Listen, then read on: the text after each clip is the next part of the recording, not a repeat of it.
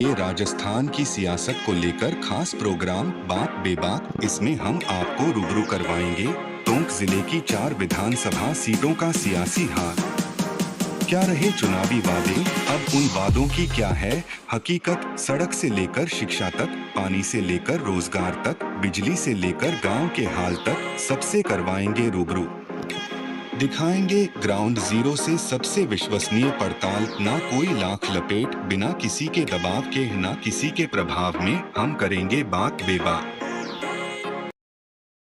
विधानसभा चुनावों को लेकर चुनावी मैदान में उतर रही भाजपा के टोंक विधानसभा सीट पर कई धुरंधर मैदान में ताल ठोक रहे हैं। आज भाजपा से चुनावी ताल ठोक रही पूर्व नगर परिषद सभापति और भाजपा कार्य समिति सदस्य लक्ष्मी जैन से हम बेबाक बात करेंगे, जानेंगे इस विधानसभा चुनाव में राजस्थान के एपिक सेंटर बने टोंक जिले की सियासी गणित को लेकर क्या है रणनीति। नमस्कार, आप देख रहे हैं बात राजस्थान और मैं हूं आपके साथ राहुल जांगिड़ और आपने शुरू कर दिया है बात राजस्थान का खास प्रोग्राम बात बेबाक।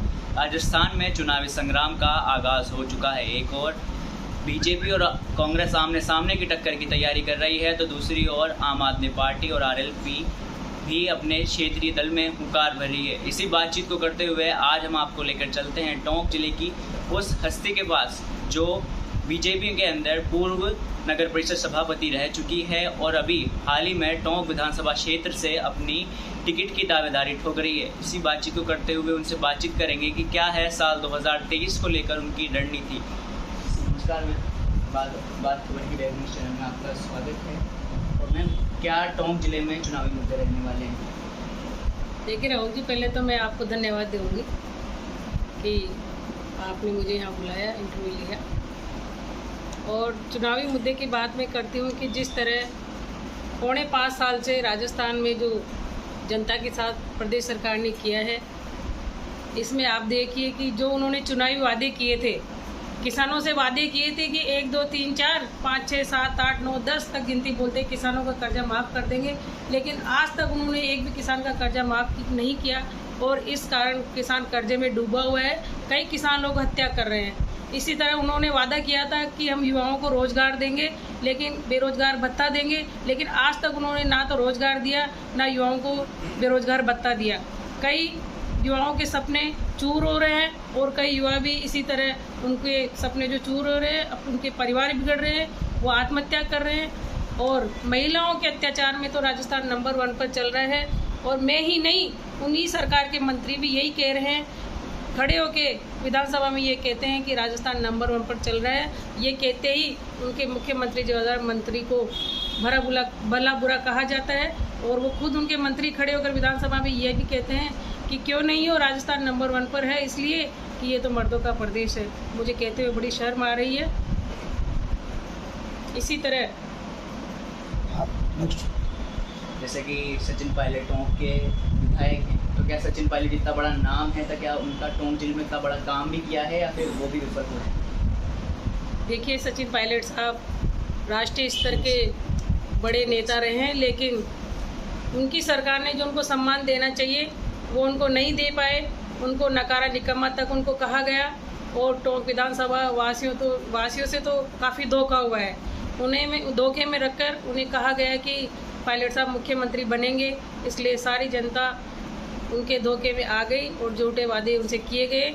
इसलिए पायलट साहब को उन्होंने चाहा, लेकिन जो उन्होंने सब बात जनता को दिखाए, एक भी वादों पर खरे नहीं उतरे। आज टोंक विधानसभा की जनता काफ़ी परेशान है। अब जैसे कि हम बात करें कि जो टोंक है वहाँ पर मुस्लिम, माली और गुजर वोट बैंक है, उसको बीजेपी कैसे साधने वाली है? देखिए, भारतीय जनता पार्टी एक ऐसी पार्टी है जिसका नेतृत्व हमारे माननीय प्रधानमंत्री जी पूरे देश का कर रहे हैं, जिनका लोहा पूरा विश्व भी मान रहा है। मैं भी उसी पार्टी की एक छोटी सी कार्यकर्ता हूं और जो पार्टी बिना भेदभाव के पूरे देश में आप काम कर रही है, उसी तरह टोंक विधानसभा में भी चाहे माली समाज हो, चाहे मुस्लिम समाज हो, चाहे गुर्जर समाज हो, बिना भेदभाव के पिछला कार्यकाल आपने देखा, उसमें बिना भेदभाव के काम हुआ। हमारी पार्टी का भी यही उद्देश्य रहा है कि रीति नीति के साथ काम करना, जनता की सेवा करना, यही उद्देश्य हमेशा रहा है। जैसे कि अगर आपकी बात करें, पूर्व नगर परिषद सभापति लक्ष्मी जैन ने पिछले कई सालों में बहुत सारा काम टोंक जिले वासियों को दिया है, और अब साल 2023 में पूर्व नगर परिषद सभापति लक्ष्मी जैन की चुनाव में रणनीति क्या रहने वाली है? देखिए, सभापति का कार्यकाल पिछली बार 5 वर्ष का रहा। जनता से जो वादे किए, हमारी पार्टी का एक ही उद्देश्य है और बड़े नेता भी, हमारे जितने भी शीर्ष नेतृत्व केंद्र में, जो उन्होंने वादे किए देश के लिए चाहे प्रदेश के लिए, उन्होंने हर वादे पूरा किया है। उन्हीं की प्रेरणा से मैंने भी जो जनता से 5 साल का मुझे अवसर मिला, जैसा उनसे वादा किया, उनकी आशाओं पर पूरा खरा उतरने का पूरा प्रयास किया। जनता, आप देख रहे थे कि टोंक अपना बिल्कुल गंदगी के क्षेत्र में, विकास के क्षेत्र में बिल्कुल पिछड़ा हुआ जाना जाता था। लेकिन मैं आपके चैनल के माध्यम से कहना चाहूँगी कि आप सबके सहयोग से, जनता के सहयोग से और मेरे पार्टी के सभी जनप्रतिनिधि, सभी पदाधिकारी, सभी संगठन मिलकर, हमारे एमएलए, एमपी, जो भी हमारे संगठन के सभी बड़ा शीर्ष नेतृत्व, तो सभी साथ मिलकर जो टोंक शहर में चाहे गार्डन संबंधी ले लीजिए, चाहे रोड के विकास संबंधित ले लीजिए, चाहे चौराहे ले लीजिए, चाहे बस स्टैंड ले लीजिए, चाहे मेन रोड, लाइट, जो कि पूरा शहर अंधेरे में डूबा हुआ था, ऐसा कोई क्षेत्र नहीं छोड़ा जिस क्षेत्र में टोंक शहर का विकास नहीं हुआ।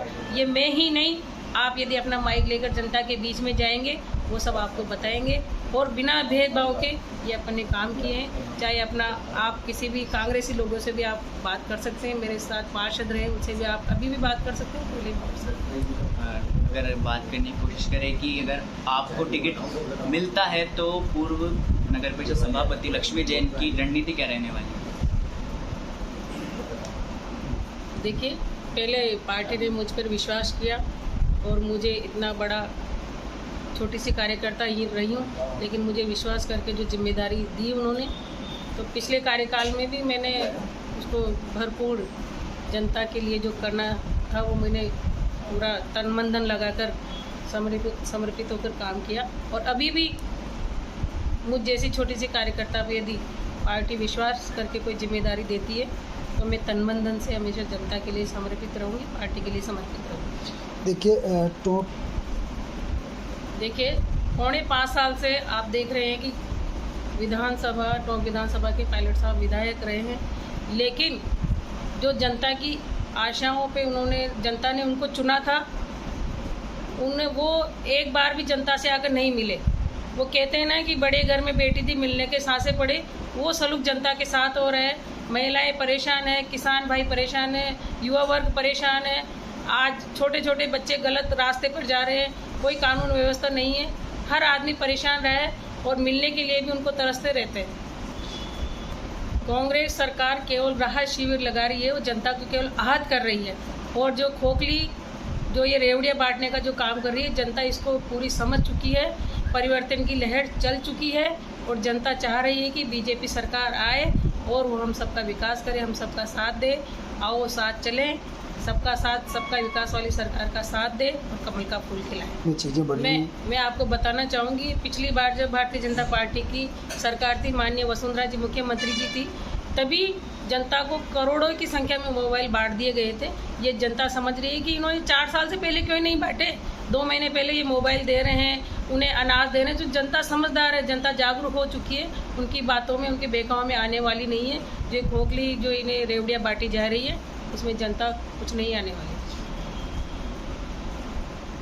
मैं आपको बताना चाहूँगी कि पिछली बार भी जब चुनाव हुए थे, माननीय पायलट साहब ने अपने उसमें चुनावी वादे में, घोषणा पत्र में वादा किया था कि रेल जरूर आएगी, लेकिन वो अपने वादे को भूल रहे हैं।